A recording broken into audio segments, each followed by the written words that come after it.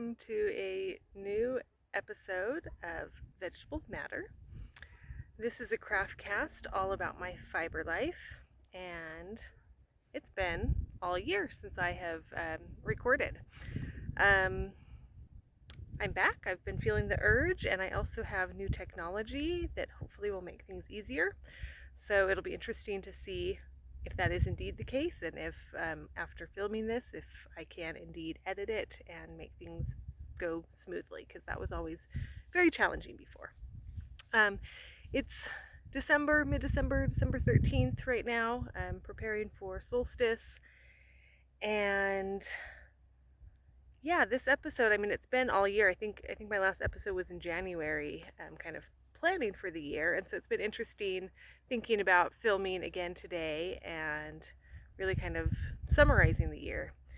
I do just want to start with the I guess one project that's on the go right now. Get into some some nitty gritty of actual fiber, and then I'll go into some talking about some things that happened and things that will happen, kind of summarizing and planning for the new year. So,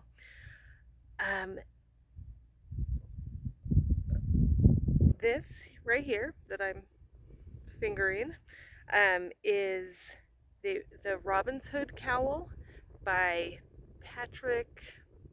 It's a little bit complicated of a last name. Patrick Hassel-Zein, something like that. I'll try to get better info there. And it is a Tunisian crochet project. This is my first ever Tunisian crochet. And it's really cool. Definitely something I'm going to do more of. I love the fabric it creates. This is for my husband. I guess I'll show it first and then talk specs.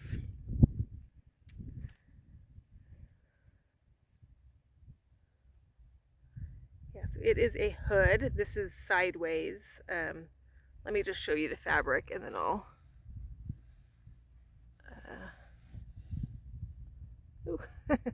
I'm set up on a chair, so you're seeing the shadow of the chair there. Anyway, isn't that so pretty? I just love that fabric that it creates. It's just amazing. Okay. The yarn that I'm using is Plotulopi, which is what it calls for. It calls for, well, 3 yarns, because at the bottom there's a contrast color for the ribbing and stuff. So I've got like a cream here and a light green here, and then there's a dark green all the way throughout. So it calls for Plotulopi for one of the yarns that you're using. So when you're doing Tunisian crochet, you are picking up loops. People call it like a forward pass. I believe Patrick calls it like casting on. But doing a forward pass where basically you're just picking up loops. So you have a crochet hook. This way that I'm doing it, it's attached to a cable needle. It doesn't always have to be like that, but because it's a big project, that's kind of how it works best. There's also double-sided loops where you can do some other things and go in spirals, which sounds really intriguing as well. There's a lot to play around with here. So I'm picking up loops. That's as far as I am this pass. I will continue picking up loops all along here until I get to the end, at which point I will then use my other yarn and I will basically bind off all the loops. So forward pass or the return pass. So on the return pass, I'm binding them all back down to 1. So that's kind of how you do it. The pattern calls for Plotulopi on the return pass, but it calls for a lace weight, I'm forgetting the name of it, but a lace weight Icelandic for the forward pass. However, just colors wise and everything, this is what ended up being the best. So I'm using Plotulopi for both of them, and we're just absolutely loving the colors, loving everything about it. Although the fit is not as good as I would like, unfortunately. So this is a first in 2 regards for me. Tunisian crochet is a first, and it's also my very first ever steek, which I just cut this yesterday. Ta-da! I cut into my yarn, And I realized at that point that it wasn't, it seemed so big, it seemed plenty big. The pattern did call for it to go taller, but my husband just kept thinking that he didn't want it to be this massive thing, and so he was really like, no, I think that's enough. But as soon as we cut it, then we just realized that that face opening really is not big enough for a face. So I'm doing a couple things, because the hood is quite wide this way. In the future, I wouldn't do it as wide this way, but I would do it longer this way. And I knew that was a bit of a problem. I thought it would be, and it is. So, let's see. So what I'm doing to try to make this work is I cut, the steek was only supposed to go from here to here, but I ended up cutting down an extra inch and a bit into this neck part. And then I'm also going to, I've done like one, and now I'm starting on the second. I'm going to build up at least another inch and maybe more, and then steek that again to make that larger face opening. So it will actually, when it's on, it sits on the body like that, and then there's the hood. I'm not going to model it now. Maybe I'll throw in some pictures. My goal is to get this done by solstice, which is just over a week away, and I'm very optimistic I will get there. So really want to get this finished. A funny thing about it is we did start with some other colors originally using the yarns that it called for, and it just wasn't quite working for Dawood's color scheme. So I ended up ordering some more yarn and trying it like this, and he's loving it. It's fantastic. But I have a good portion of another hood already done, and I didn't quite know what I was going to do with it. But looking at it, it actually is the perfect colors for me. He loves like camo green colors. This is just absolutely ideal for him. It's so pretty. And the other one had more blue in the green, which I love teals and colors like that. So it's actually going to work really well for me, and I think a hood is going to be really practical and nice. So in the coming year, I do think I will finish up that other hood for myself, and that's going to be a fun project that I kind of forget that I even have it on the go, because this is very much the one. But when I'm done with this, it's like that's going to be fun to pull out and continue working on. So, oh, I should say, because a lot of people may not be familiar with Plotolobi, so it's this very interesting yarn.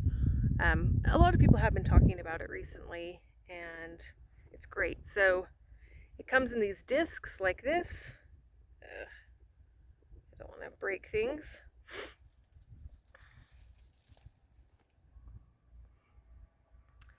And it's just unspun wool. So it's very, very fragile. So you do have to work with it quite gingerly, just make sure that the right ball is forward. Like when I do the forward pass and then change to the return pass, I have to reverse how the colors are in my bag, otherwise it'll just break. But I haven't said it, but many people do talk about this yarn, so I'll repeat. It breaks very easily, but it's easy to put back together. You just do some overlap, get some moisture on your hands. It's very dry here, so maybe you don't have to do that, but here I often have to breathe into my hands to get some moisture, and then just rub it. So really fun to work with, and honestly, it's quite the price tag on this stuff is really nice, especially if you buy a lot at once, and so you're not having to pay like a super big shipping. You're not having to pay a lot of shipping each time. Lupa just sat down in front of the sun. You can see her little ears, the shadow of her ears on me. Okay, I'm losing sun fast, so I do want to continue going with this. Well, that's really the project I'm working on right now. However, Dawood and I are going to be heading out on our solstice trip coming up, so I do have a couple things set aside for that trip. I just finished something up, but really want to finish this before I get started. So I'm planning to make a pair of socks. They are only a ball of yarn at this point in time. Ooh, I've got my little mittens. It's a little chilly, I might as well put them on. These mittens often live in a project bag because I'm able to knit with them on, and so they often just live in a bag for that purpose. Whereas if I'm not knitting, then I can have something that covers more of my fingers. So this is the yarn that I got to make some socks with. I don't have the ball band, but I do have it, although this is how it came to me. It came to me in a bag. It was just like on a discount bin at my local yarn store.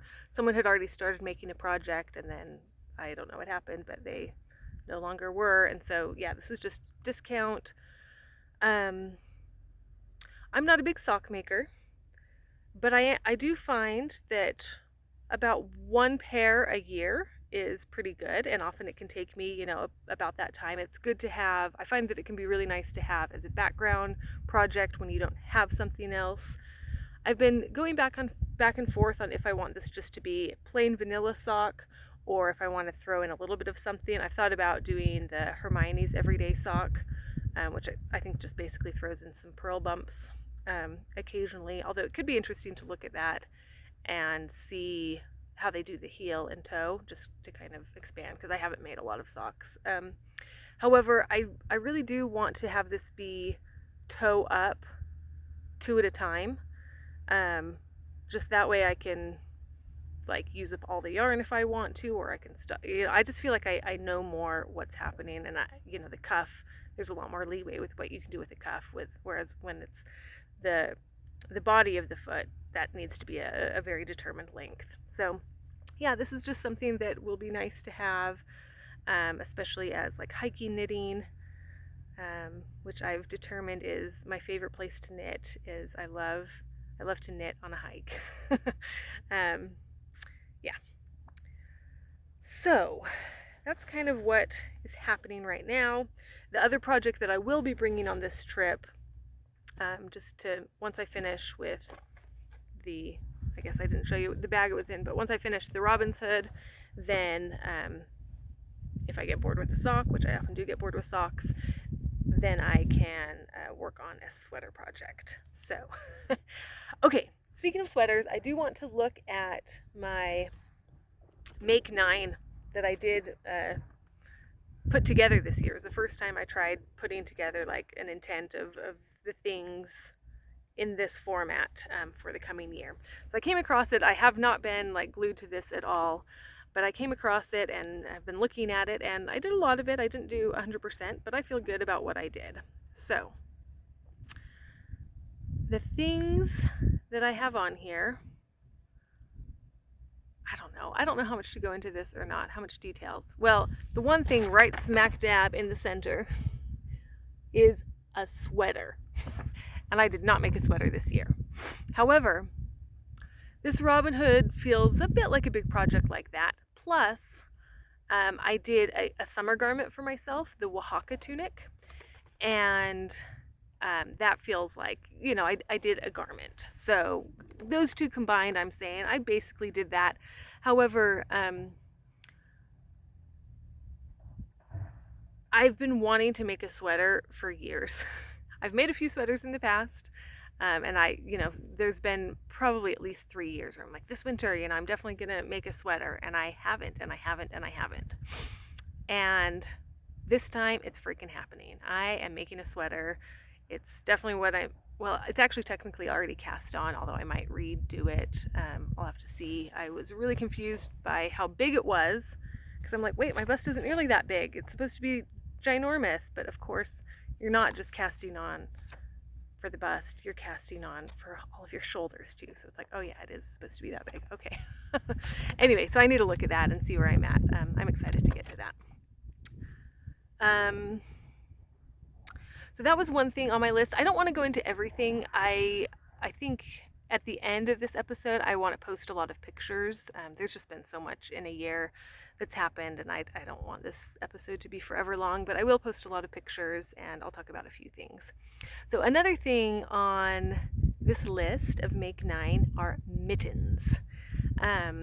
I love mittens. I am not stoked about socks all the time. I don't get super excited about them. I enjoy knitting a sock from time to time, but it's not what gets me really excited. However, mittens really do get me very excited.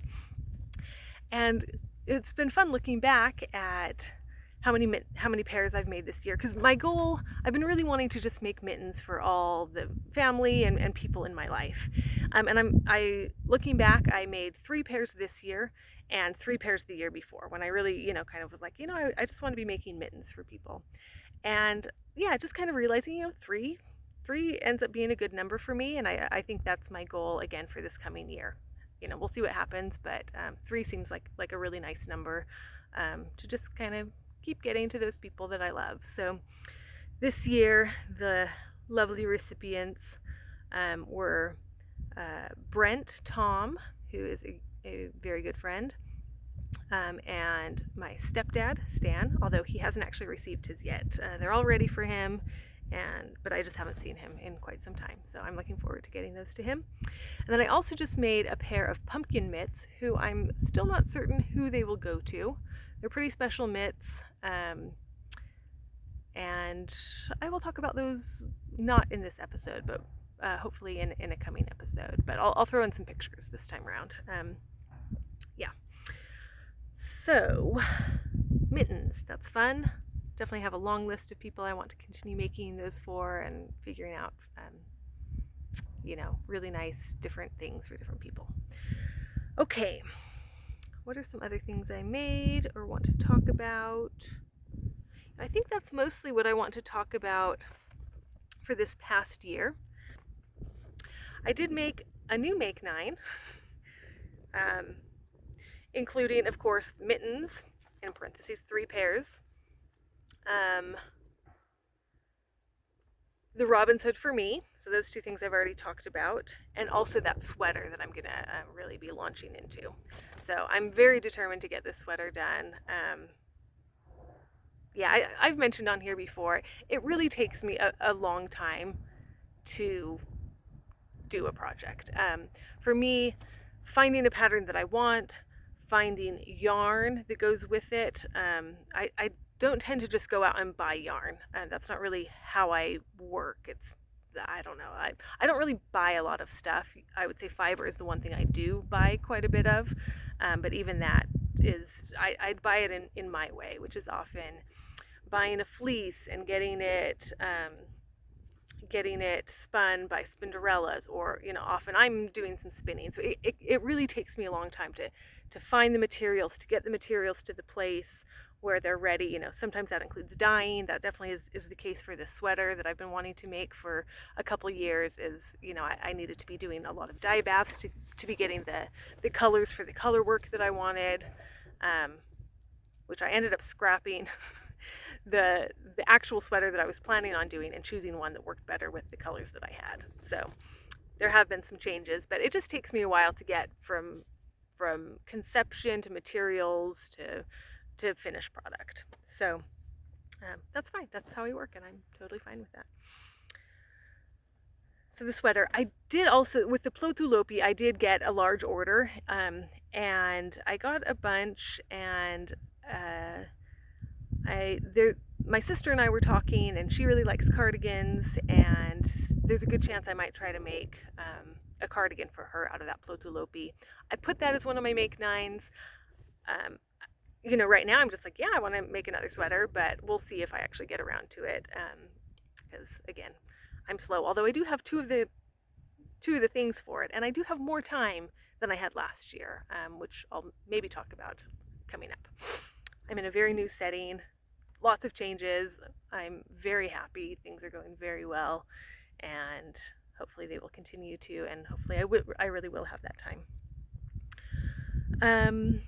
I do have a couple weaving projects on here. I put that next to my Make 9. It wasn't actually an official part of my Make 9 for this year, but I put it next to it, being like, it'd be really great to get into some weaving, but I kind of knew that maybe wasn't super realistic, but I really, really feel like this year I want to get some weaving in, especially because the same time I bought that yarn for the socks, it was right after my birthday, and I went to the yarn store and I bought a bunch of stuff, which again, I don't normally do that, but it felt right.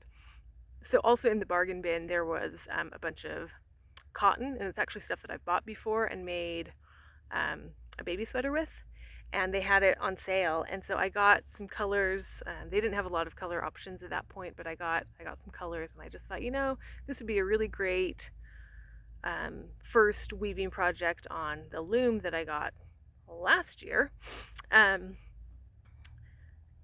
think last year, was it even the year before? Anyway, I've had this loom. I haven't used it yet. I definitely want to. I knew that it wasn't going to be anything anytime soon, but I feel like now's time. Again, got the loom, now I just got the yarn, and hopefully now this project will come together of making some kitchen towels. I just think that would be a really nice, non-stressful first project for this loom. That would be really practical and fantastic. So really want to get that done, as well as in this new place where I am, we've very much talked a lot about, and been figuring out ways of diversifying our income. And kind of an inspiration I had a number of years ago as we were dreaming and figuring out this path that we wanted to go forward.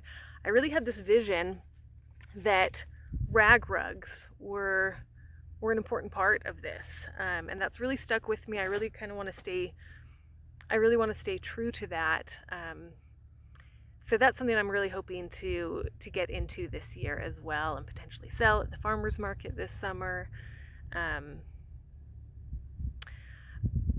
Beyond just being able to be hopefully some type of income, I just feel like it's such a nice, it feels important to be part of that cycle of the clothing industry, the fashion industry, where there is so much waste. And I'm pretty conscientious about things like that. I probably create very little waste compared to so many people, but who cares about comparisons? I definitely thrift my clothes, and I try to make as much as I can. That's definitely, I'm very much all about making my own clothes from scratch, or at least as much from scratch as makes sense at the time. And then mending and all of that goes with it. When you're making the clothes, when you have that history with them, when I do, I'm motivated to then mend them and repair them. Whereas when I get a pair of pants from the thrift store, when the crotch goes out, I'm ready to just let them go and get something new, which I think is fine. There are so many clothes out there that aren't being used, and so I think that's a totally fine way of doing it. But I would just like to be part of that process of then taking clothes at that stage that have holes in them and repurposing them into their next thing. It feels like a really good way for me to contribute. We cannot follow the cycle of everything. We use so much technology, and there's just so much, or cars, and we're building a house right now, and just so much gets thrown away. And like, as much as I want to follow everything, and make sure that things are going well, that's just not the reality of our situation. And of course you can make it more or less so, but I find that I can't do that with everything. But this feels like the place where I have the passion, I have the know-how, and I can really make a difference, at least in my mind. So yeah, that's part of that rag rug. So I'm really excited to have these weaving projects that feel pretty feasible to do this year. Yeah, really, really happy to be branching out in that way. Let's see. That's mostly the bulk of what I want to talk about. I've been getting a hankering to do a hat. My mom is interested in a hatdana, which this is my hatdana. Love it.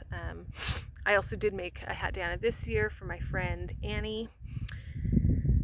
And socks. Yeah, so that's kind of my make 9, what I'm looking at for this coming year. Of course, other things wiggle in, but that's where my mind is now. And whew, I think that's most of the fiber stuff to talk about this episode. I don't have to do everything now. Hopefully there will be more episodes. I will just talk for a minute about this change that I've alluded to. So I am in Torrey, Utah right now, and this is now home base, which feels fantastic. I love it here. Look at this beautiful juniper tree I'm in. I love the landscape here. I've quit my job and, well, I haven't totally quit it. I've been a sub. I've been going up periodically, teaching. So I've been an English teacher, then I was the manager for a couple of years, and now I'm like a sub, although next semester I'm going to be teaching an online class. So I'll have my own class again. It's been 2.5 years now since I've had my own class. I'm really looking forward to that, although online is not the way that I prefer to teach in any way, shape, or form, but I'm really, really excited at the opportunity to continue teaching and not live in the big city and live in this very, very rural area, but still have this job. So I'm beyond grateful for for my life right now. Yeah, I just feel like I'm living my dream, and I just feel so firmly on that path. And it's easy for me to go into a place of guilt. It's just like, oh my gosh, my life is so good, how other people don't have it this good. And I haven't been feeling guilty. I would say I've just been very, very mindful of the gratitude I feel, and just recognizing and acknowledging the amazing opportunities that we have, the way that we have seized some opportunities. I would say as well, I think so often people can feel a lot of pressure. There's kind of these societal norms of like, oh, this is the way you're supposed to do it. And, I would say climbing the ladder is very much a part of that. And being able to say no to that and saying, yes, that's a way to do it. And that might feel and look prestigious, but that's not what gives me joy. That's not how I want to be living my life. That's not the only way to live my life. It feels really good to be able to claim that and claim this space and really be the architect of my life, and say, wow, I have so many opportunities available to me. Rather than feel guilty about that, I want to take advantage of that and show that, not waste that opportunity. If I say, oh, that's too good to be true, so I should slog on in this way that doesn't make me happy, I still had the opportunity and I just said no to it, And so just really, really purposefully choosing how I want to live my life. And a huge thing for me is finding balance in my life. So I felt really unhealthy when I had a 40-hour desk job. And there were really wonderful things about it. It's a really wonderful opportunity as well, that actually then made this possible in some financial ways for us. But was really unhealthy for my body and for my mind. It was also during COVID. That was all a lot. And so really finding the balance of a healthy life here, and it feels really good. I'm really enjoying the winter. Autumn was uncomfortable, I would say. There was a lot of effort at that point to make the transition. It can take a lot for a transition to happen, and it did. And it took a lot longer than I expected, and it was a very, very uncomfortable time. But we're through it, and we're here now. I mean, there's still all sorts of things. We don't actually have a house. It's a construction site, so we're somewhat homeless. But it just feels wonderful. So that's probably enough about that. Really happy to be back here. And I'd really love to hear from you. So many things. I mean, you can share projects that you're working on, or what's giving you joy, or where you're finding balance, or where you're not finding balance, or your hopes and dreams and things that you are things that are actually happening for you right now that just feel like, yes, I've been working towards this and it's happening. And also the things that continue to be in the future. And I've been really acknowledging how even just the dreaming of something is almost good enough. You know, that is part of the experience, is having it in your imagination. And yeah, I think sometimes I can fall into like, oh, I want this thing and I don't have it, so therefore I'm unhappy. And so just like, wow, I can like imagine this thing, isn't that so cool? You know, that's enough in and of itself. So love to hear where you're at. Very happy solstice to you. Is that all? We'll see how this goes. I'm losing light, so I will say goodbye there. Goodbye.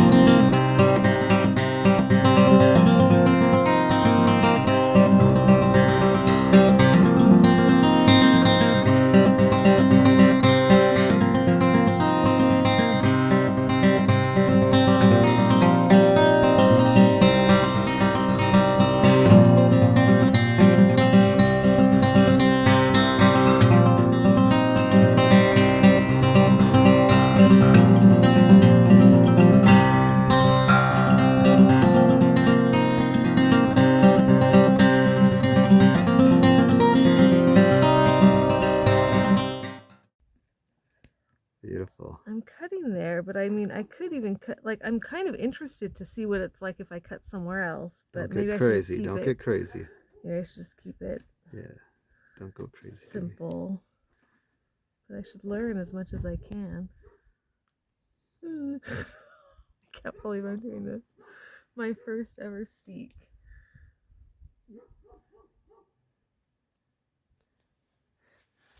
Could you tell us about your first ever steak? It's really scary. I'm still very nervous. Like, it's sticking together, but I'm really nervous once I start working in it again. But I do have plenty. It looks beautiful. You're doing awesome. I don't quite know how it's going to work, though, when I pick up new stitches when I have such a thick area. We'll see. You're fine. Okay. Yeah, I'm going just right next to this line. But I wonder if, you know, what the best area to go in is. I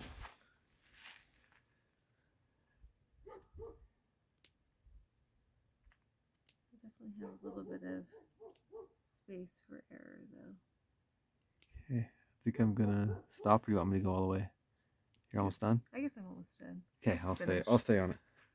So I'm gonna go.